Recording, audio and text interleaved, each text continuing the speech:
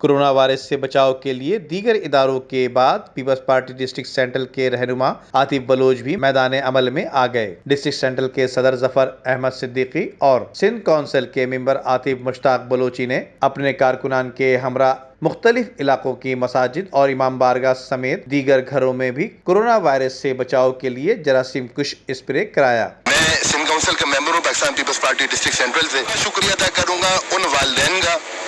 جو ان اپنے بچوں کو روز تیار کر کے بھیجتے ہیں کہ جاؤ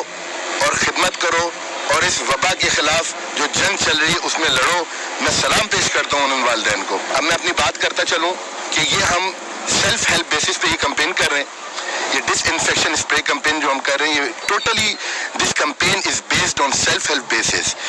اور ہم لوگ اس کے اندر بھرپور طریقے سے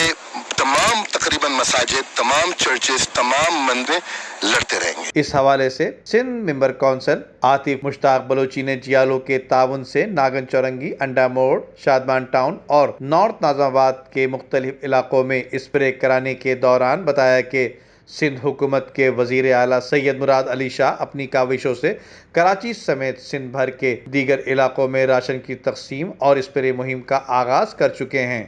جبکہ پیپلز پارٹی سندھ کونسل کے ممبر عاطف بلوچی نے بتایا کہ اپنی مدد آپ کے تحت مساجد، امام بارگاہ، گرجا گھر ہو یا مندر، تمام جگہوں پر جراثیم کش اسپرے کرایا جا رہا ہے۔ Nadeem Siddiqui, metro 7 city news, Karachi.